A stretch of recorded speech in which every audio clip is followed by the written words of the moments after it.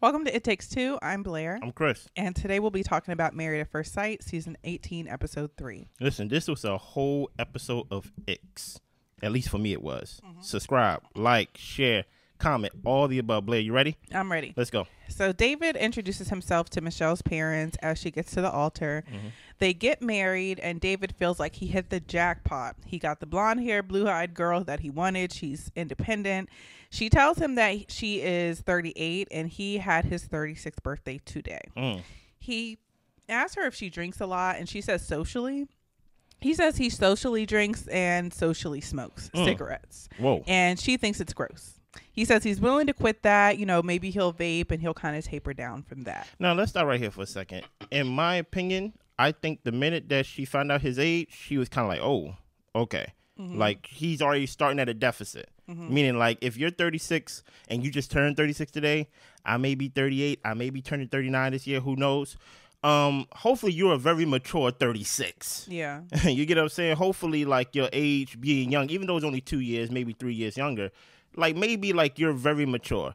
And then he started talking about how he smokes cigarettes. And she's like, why? Yeah. like those are one of those things to where it's like, why do you smoke cigarettes? Like, have you seen all those, like, campaigns, all those tobacco campaigns and things like that? Why are you smoking cigarettes? What is your thoughts when, like, the more David started to tell on himself, basically? Yeah, I didn't know why he felt the need to drop all these bombs during their first conversation. Yeah. He goes to explain why he does, like, later on. But, yeah, I felt like he needed to just spend the time getting to know her instead of exposing all of his faults. Yeah, pretty much. Yeah. Pretty much. And, of course, he's like, they nailed it perfectly. What is the thing they nailed? A white girl. I'm like, okay, David, I see you, boy. So Michelle loves the city. She can walk to work, and he shares that he lives with his parents. He has to drive to work, and she's like, "Oh my gosh." Oh my goodness, she couldn't hide that.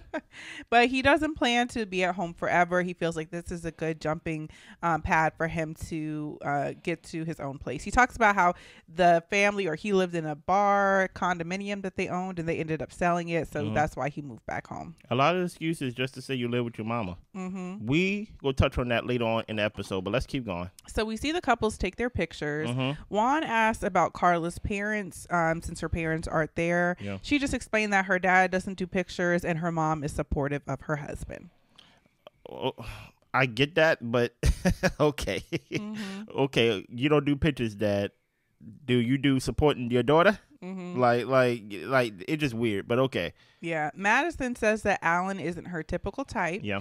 She's more into, like, the metrosexual, groomed kind of, like, fit gym guys.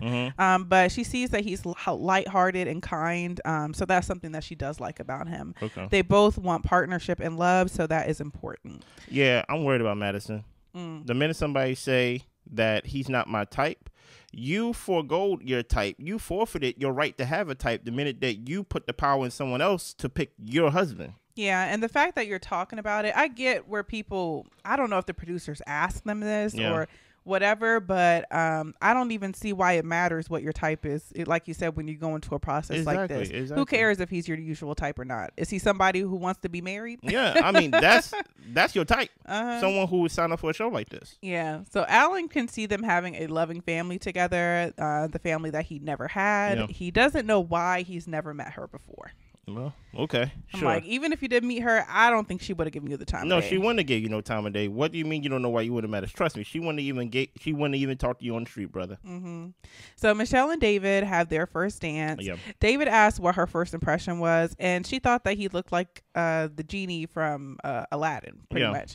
And he smiles. He says that, you know, he was just happy when he saw the blonde hair and the blue eyes. Okay. I was just like, is this man a Nazi? Oh my goodness. I'm like, what is up with this whole love for the Aryan race? I was just like, this is kind of like doing a lot right now. Yeah. It's enough to say at one time, but this is like literally his thing. I'm about to say. Like, okay. She doesn't love how he lives with his parents, but she is trying not to focus on that. Hey, by trying not to focus on it, you're very focused on it. You know what I'm saying? Well, Camille and Thomas have their first dance. Yeah. He tells her that she is his type. She has a good personality. His dad would be proud that he's taken this step to be married. Yeah. He has had trouble with commitment in the past. She can tell that he has a good head on his shoulders and a good family. She thinks that she can be safe and comfortable with Thomas, and he's helping her to let her guard down with the things that he's saying. Now, here's the thing with Camille. I don't know if it's just her face, but she was looking worried throughout the whole night to me.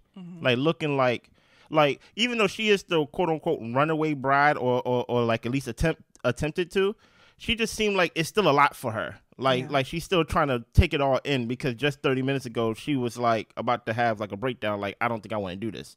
So like, to me, she just looked like, okay, just one step at a time. Yeah, I felt the same way when I was looking at her face and he was talking to her. Like, I couldn't tell that he was helping her relax. I thought that she was getting irritated by him. It was hard for me to read her. Yeah. So Juan and Carla are sharing multiple kisses. He wants to take her to the country that he grew up. And then she talks about how her schedule changes day to day. Like, she can decide when she wants to work, the hours she wants to work. And he says that he has a lot of routine in his life. He works in construction. He also developed a social media app for people to socialize in airports. But it's not just about generating revenue, because it's not generating revenue at this point. Wow. Well, Carla shares that she doesn't really care about money. It's just energy that comes and goes. And she had a realization during meditation one time that love and connection is all that matters. Yeah, that sounds like someone who is going to quit their job. And we seen the preview of that. Yeah. And I thought of that when, like, she said that about, like, you know, I could choose when to work and things like that.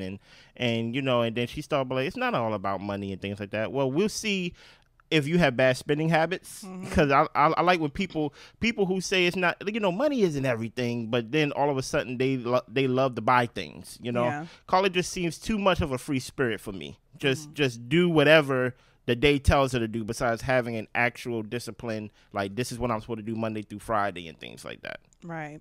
Then we get to Camille and Thomas. Yeah. He tells her that he is very particular about stuff. He eats one thing on a plate at a time, and she says she does the same thing. Her sister thinks she's weird about it. Yeah. But her sister would approve of her being with somebody who's grounded. Okay. He talks about how he was never married, but he was in a 9-year relationship, which was about 4.5 years ago. He says that they grew apart. She wanted to be married, and he wasn't too sure about it. Now, listen to this. He said in this conversation that they grew apart. First of all, you coming on this show and you being in a 9-year relationship and it didn't end with you being at the altar, that's a red flag for you. I know, like, men and women are different, but when a man says that he's within a 9-year relationship and they broke it off, I put the responsibility on the man, because many times, almost all the time, a woman is not proposing to herself. You get what I'm saying? Compared to a woman saying, I was in a 5-year relationship and we didn't get married. It's like, okay, I understand that, because more times than not, a woman's not going to take the initiative to propose to a man. No one expects that. So for him to say, like, yeah, we just grew apart, I kind of look at him as like, what made y'all grow apart? Yeah. What did you do? You get what I'm saying? That you didn't cultivate that relationship to the point where you had to come on marry at first sight. So she does worry about his ability to commit and know that he wants to be married now. So her longest relationship was 5 years. That was about 7 years ago. She's had a couple of 1-year relationships since then, but the guys just didn't know what they wanted. And that's what I mean when I say, like, from a woman's perspective, it's very different than from a guy perspective who's been in a long-term relationship. Yeah.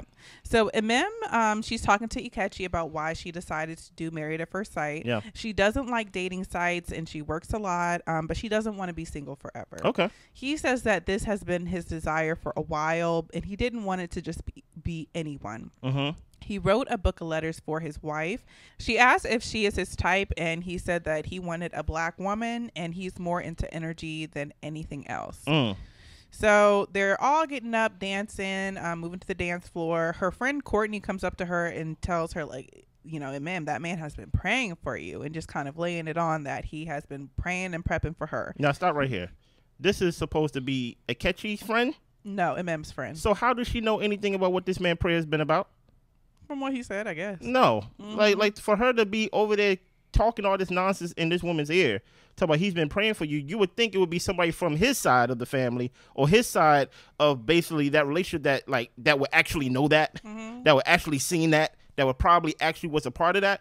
And something that he said that actually made me go, that raised the eyebrow. He said this has been his desire for a while. And I'm like, to be married or to be on Married at First Sight? Exactly. because and I think it's the latter. because you was chasing the show in like a whole nother city. Mm-hmm. And then now you're in Chicago and things of that nature. And now I want to know what is the desire. Yeah. You get what I'm saying? But let's keep going. So he presents to her a singer. Yeah. So this is a friend of his that he has singing, and he knows all the words, and he is enjoying the song. I thought at first that he wrote it, but he shared in an after party that he didn't write the song. No, he did not write. You got that thing. How does he know what thing she got? They just met. Yeah. And then he got on stage and started doing spoken word. Okay, kind of like it felt real cheesy. I got the ick a little bit. It was very performative. Like, I was over here gagging, on the couch. I was just like, this is embarrassing. Disgusting. Yeah, it's embarrassing. It's embarrassing. And I guess not so much like, I guess my thing is he doesn't know her. Yeah, you're right. And for you to have written all these things and wrote a book about your wife and the letters to your wife and all this type of stuff, like, it just feels like you have this person in your head who you think is the perfect wife, and this is who you're doing it for, but you're not doing it for Like, I'm just like, there's no way you could be doing it for her, because you don't know how she walks. You don't know how she talks. You don't know all these things about her that you're like, girl, I love the way you walk. I love you do this. I love the way you do that. And it's just like, no, you don't. You do not know her. And like, it's to me, I'm like, it's a lie. It's a fallacy. So. And I hate this for her because she is so happy to be married. Yeah. And the thing about it is, he's plugging and playing, and she's just checking something off her goal list. She already became everything she can be in her career, and now she is so excited and so determined to be a wife that I think her head is too high in the clouds right now, and it's not in reality. Yeah. So Alan and Madison sit with each other's friends. Yeah. Madison says that she sees the similarities between them. She can see why the experts picked each other for them. He's been very caring and considerate. Madison's friends ask what his hope is for in the marriage, and Alan says that he's the type to romanticize things, but the best outcome is that he has someone to grow old with. Okay. Alan's friends ask what she wants, and she wants emotional security and mental security. She talks about how she wasn't always beautiful and people judge her for her beauty now, but she wants someone to find her attractive for who she is, not just on the outside. Stop right there for a second. Madison, relax. Don't break your arm patting yourself on the back. Okay? Like don't break. And the thing about it is, the only reason why that stood out to me is based on what she said of he's not my type. Yeah. I basically want the pretty boy type of person because I'm a trophy and things like that. I wasn't always a trophy. That's me being fake humble. Yeah. You know what I'm saying? But, I want somebody who just don't look at me on the outside. I'm like, all right, relax, okay? You don't break your arm patting yourself on the back. I see you. So Madison's friend asked why his past relationships didn't work. Yeah. And he talks about how he was in a 4-year relationship that ended a while ago, about a year and a half ago. And he says as the years progressed, it just wasn't a healthy relationship. He is a huge advocate for mental health, and he went through a lot of counseling growing up due to his parents' custody situation. Okay, that makes sense. But I guess we will see more about that later on throughout the season. So David sits with Michelle's friends, and the friends say that he is her type. And they give him advice just to match her without overshadowing her or dimming her light. She sits with his parents, and they talk about how for her, dating hasn't really worked in the past, and maybe she has a bad picker, so she allowed the experts to pick for her. Okay. He shares that they talks were basically... She's trying to figure out, why did he move back home? Like, what's the situation with that? And the mom says it's temporary. Like, he's been there because, like, they've needed things and just that there's a lot of love in the house.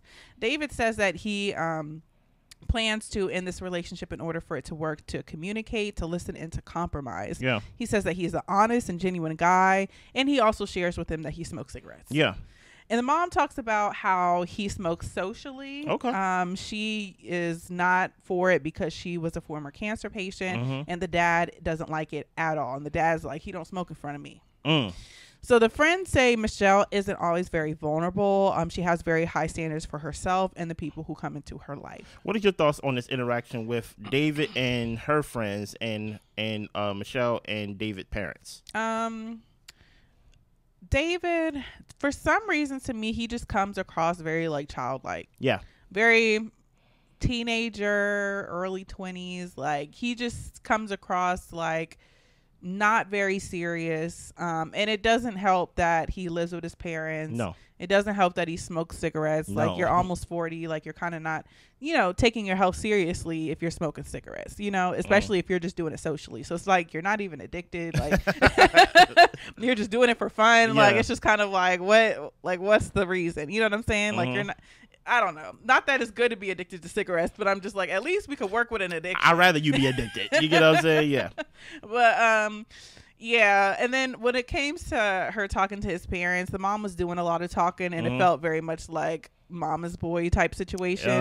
And the dad was just sitting there like, I ain't saying nothing about him moving back home, and I don't like the fact that he smokes. So I feel like the mom is the one who basically gets what she wants. So. Exactly. And if you paid attention to the wedding, in his vows, he said, I'm a mama's boy. You get what I'm saying? I understand, like, it's married at first sight. You have to mention something about yourself to give them at least a 5-sentence line of who you are and things like that. And one of the sentences you chose to speak of is that you are a mama's boy. And then we find out that you live with your mama. Yeah. So it kind of sounds like you are in relationship with your mama.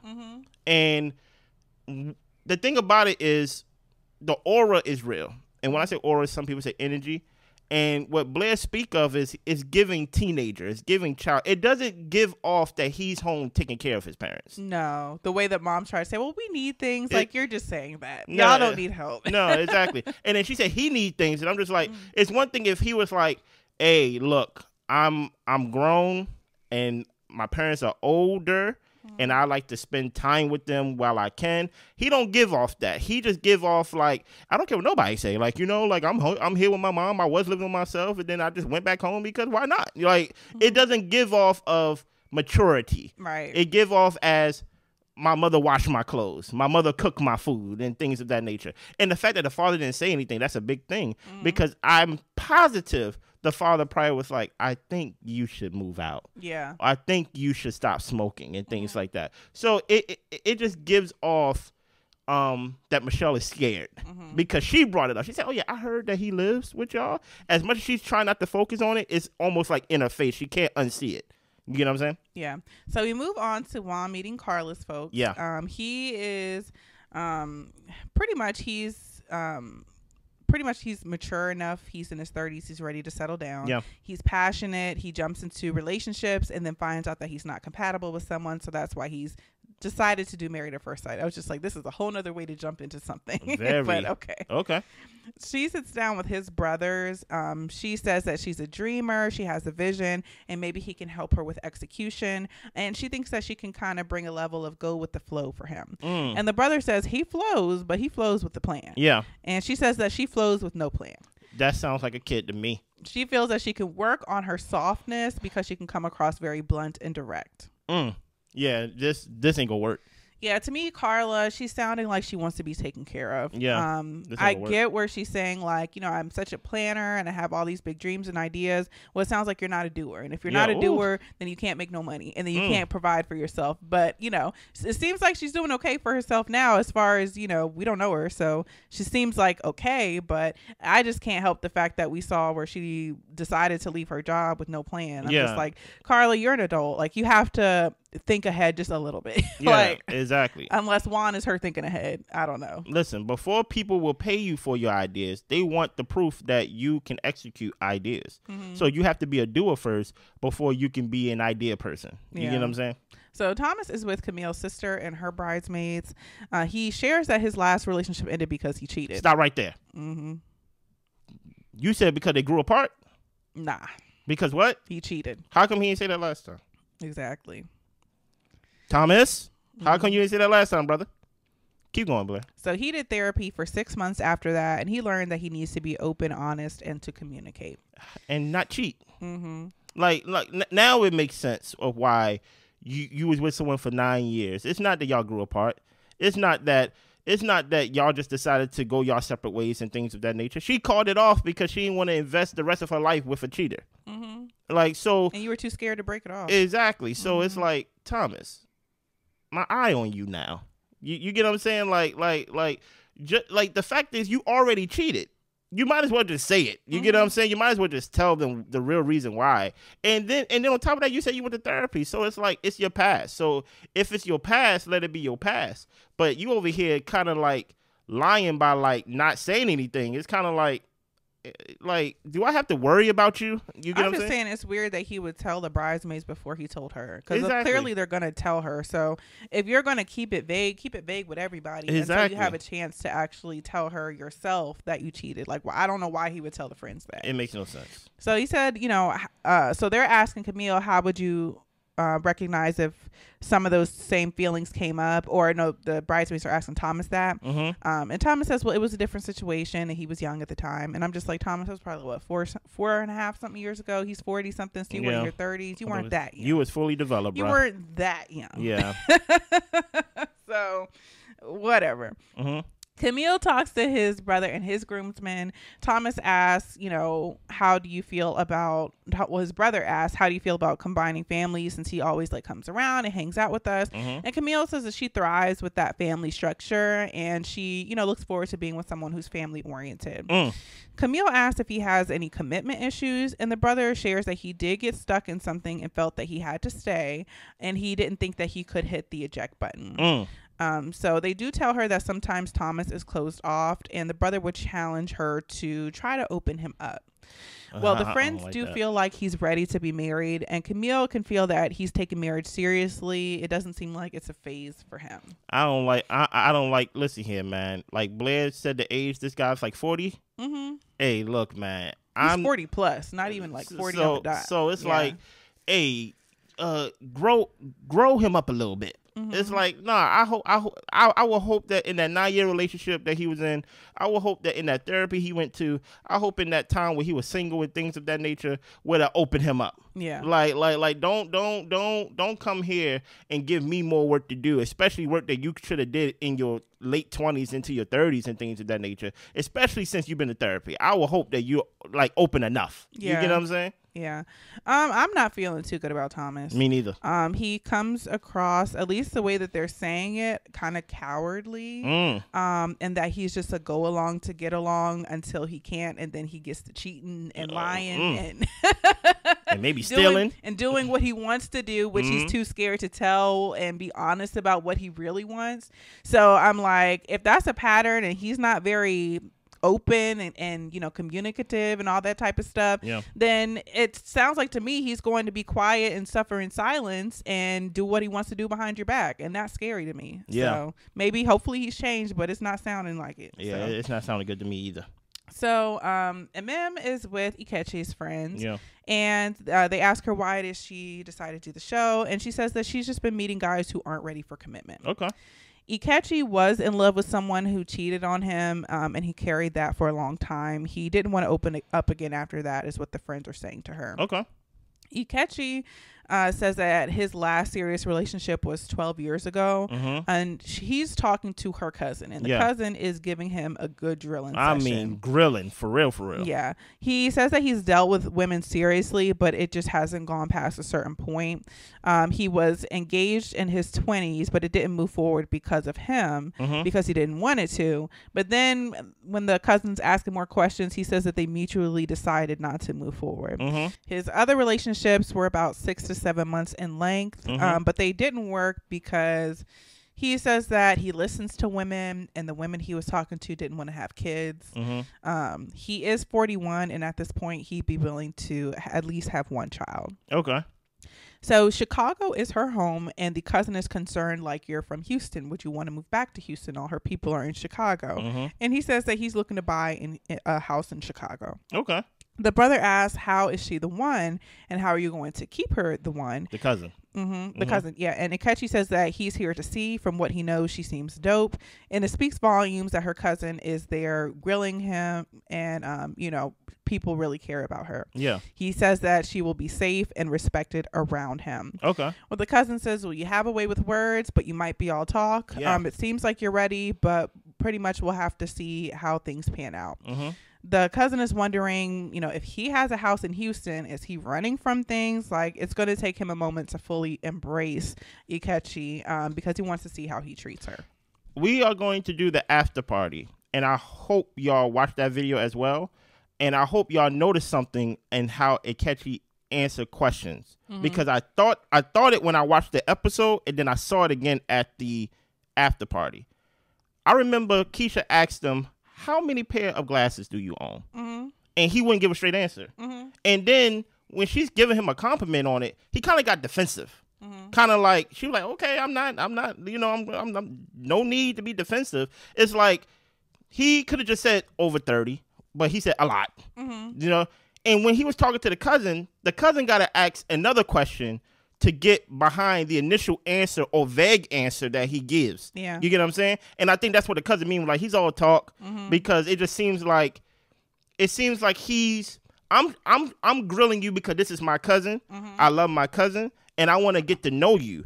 Even though you're answering my question, you're not giving me access to get to know you. It's like, you're not being fully transparent. No. So it's like, that's why he's asking. That's why that's why the more and more they talk, you realize his questions got more and more specific, such as, "Hey, you've been following the show and your family live in Houston. What are you doing in Chicago?" You get what I'm saying? And I don't want to say he was defensive in this, but it's to Blair's point. It's like, you were so surface level that this is now your family. You're not treating it as if you want to like gain their trust. Exactly. Dude, you get what I'm saying? Like, it came off as weird that way. Let me know what y'all think in that, and let me know what y'all think in those comments about what y'all thought about this interaction. I thought it was very weird and very like, hey, I'm not interrogating you. I'm trying to get to know you because this is my cousin. But I feel like the cousin did a good job. Yeah. I feel like a lot of people's families should take this approach of basically, this is a stranger. Yeah. I don't know this person. So let me try to ask as many questions to get to know them. And also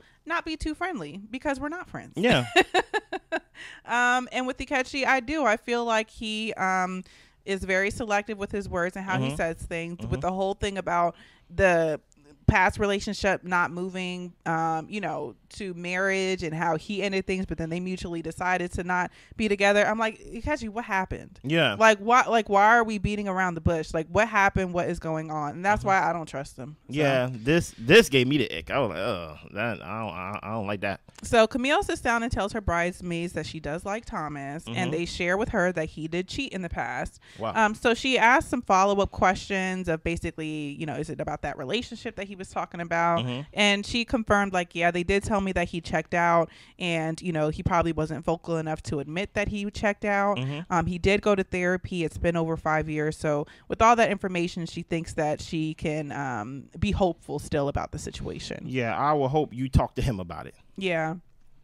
So Madison says that, Alan's red flag is the fact that he's very accommodating. She says you being a giver can turn into resentment pretty quickly. The ladies think that his last relationship was toxic, as well as the issues of custody with his parents. She she also has her own family trauma. Yeah. So they're not necessarily sure how that might merge between the both of them. Okay. But she is happy her friends told her that, or he told her friends that, and he didn't want to trauma dump on her by sharing too much of his information. Yeah, Madison may be a orange flag for me. Not red flag yet, but she's giving orange flag for me right now. Like, I don't know. I think Madison may think of herself just a little bit too highly for me. Just a little bit. So Michelle's talking to her friends, and they like that loyalty and respect is big to him. She sees their similarities, but she is just stuck on certain things. She's trying to remain open, and then she starts crying. Oh, yeah. David thinks that she's into him, but he can tell that she's overwhelmed. Yeah. So she's breaking him down. She goes into the bathroom. She tells her friends that he lives with his parents, girls. And she is fixated on it, but she's trying not to ruin their moment. Okay. Well, her friend tells her that his family has strong bonds, and just try to get to know him before you judge him off of that alone. I can't. She comes back and tells him that, it's a lot. He says that he's good, he's tired, but he's happy, and she thinks that she might be overly tired as well. Yeah. And I don't like that. But David presents him with a gift. He gets hot Cheetos, and he hands out hot Cheetos to everything, just looking very much teenager. Yeah, David brother. Right. My thing that I don't like with when Michelle was saying, like, oh yeah, I'm probably just tired. Michelle, that's not the issue. And like, don't try to belittle the situation. I do think that, yes, there's a time and place. Y'all could probably have that conversation when y'all are alone, but I don't like when people try to make things out to be what they're not. You're not tired. You're irritated that he lives with his parents, and you know what it is. So why are you lying? But my thing is, how is she supposed to tell him that? She didn't need to tell him that right now, but she's just saying, yeah, I'm just overwhelmed. You can say you're overwhelmed, but you don't have to say you're tired. You're not tired, girl. You're overwhelmed with all this news. Listen here, with all those news, with everything she's been through so far. Listen here, out of everybody who has been married, Michelle has been through the most. So she probably is fatigued. No. I found out in one sentence that he lived with his mama, he smokes, and now they're handing out hot Cheetos. But to me, that's just along the same lines of ICKS and Alan, of basically like, or Thomas, and being somebody who's just like, I'm going to act like I'm okay when I'm not okay, or I'm not going to really say what the issue is when there really is an issue. You're right. Or I'm not going to allude to the fact that, yeah, there's something going on, but we can talk about it later. Like, that to me is just like, you're being dishonest. So yeah, and just to go back, look, she's having a breakdown that you live with your parents. That's why it's not good to be grown living with your mama and you're not taking care of your mama and taking care of your dad. If you're over there basically just being a squatter, this is what happens. David gives off squatter. You get on, he gives off. Look, even Blair said it. I ain't think it was a big deal, but Blair was like, why does he got his bun out? You get what I'm saying? Yeah, like, the side ponytail was killing me. Yeah, so Blair, that's 3 strikes for him right there. For me, I'm like, okay, his age was already a strike because, okay, you have to be a very mature. Basically, if I'm older, if I'm 38 and you're 36, you got to act like a 40-year-old, right? So off top, his age was a problem. The fact that he lives with his mama, so that's like, wait a minute, what's going on here? You smoke, and then on top of that, you smoke cigarettes. What is going on here? And then they handing out hot Cheetos. She's like, am I at a frat party? Like I right married now? A little boy. Yeah, like as a wedding gift, they gave him birthday gift as a birthday gift or whatever it was. They gave him hot Cheetos. Obviously, this is what they think of you. They think of you as a store run. We go to the store and get that little party pack and hand you hot Cheetos. It's like yeah, Michelle's turned off. So everyone gets back to their suites. Yeah. David doesn't have any hesitations. He's excited to see where things go. Yeah. He just wants her to feel comfortable. And she says that she'll just need some time for all of this to settle. Oh, yeah. She's tired, boy. She does share that it did give her pause to learn that he lived at home. And he just wanted her to know from him. Like, he's not ashamed to live in his parents' basement. And it's not because he has to. You know, this is his window for him to move forward. And that's what he's going to do. Yeah, and that's the problem. Don't use me to grow up. And I guess my only thing is I'm not so hard about people living with their parents, especially in today's economy. But my thing is, what is your plan? Like, I just don't like when people who want to be married, you want to take on an extra person, an extra responsibility and grow a family, but you haven't created a plan for yourself to be independent fully. And that's the biggest thing for me. Like, if you need to stay at home to kind of get things in order, that's totally cool. But you don't need to be taking on a wife. Like, that's not something that needs to be going on. But if he says like he's at home, but it's not because he has to be, he just likes being around family, he wants to be at home. And the thing is, there are different cultures to where they have like multi-generation of like everyone living in the same house, and that's totally fine. But if that's the case, let that be the case. Yeah, you know, but that's not the case. And tell her that's, you know, pretty much how you see your family structure and what you see for your life. But if that's not it, it just kind of seems like you're just kind of waiting around and bumming around till somebody wanted to marry you. And it's just like, that doesn't look good on a guy. It just doesn't. And then on top of that, like he said, he's using this as basically a plan to move forward. His plan is, she is part of the plan. Yeah. Do you get what I'm saying? I'm using you as a launching pad to basically grow up. Yeah. And I don't know if she signed up for that. Basically, he gonna be moving in with her. And he basically be like, it makes no sense for us to get something new. You already got a place. Right. Like, so that's why I'm like, I recognize your kind, man. Yeah, go from your mom taking care of you to your wife taking care of you. It's just like, yeah. So Juan is playing his guitar for Carla. I didn't even know where the guitar came from. Okay. But everyone's getting ready for bed, and it seems like everyone is good for the night. Yeah. What is your thoughts on this episode? This episode gave you a lot of icks, Blair. Yeah, it was just so many red flags for so many people. Yeah. It was crazy. A lot of the people are saying there were issues of their past and they've worked through and worked past them. So I'm hoping that's the truth. Yeah. But just how some people handled situations today, I'm just like, I don't believe you worked through that. Just like Thomas telling her friends, Camille's friends, that he cheated, but not telling her, that I'm just like, so is this the thing that you do to where you don't want to open up?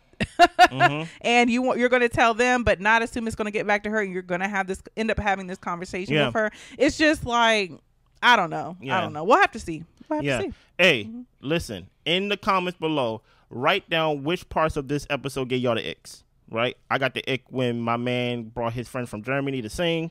I got the ick when he talking about he got letters for his wife. I got the ick with my man David talking about he smoked cigarettes. It was a lot of things that just like, I got the ick when my man broke out the guitar. It was a lot of things that made that gave me like, oh, this is gonna be a weird season. Make sure y'all check us out on the after party. That's going to be up probably an hour or two after I release this episode. Make sure y'all subscribe, like, share, comment. We see you then. Bye.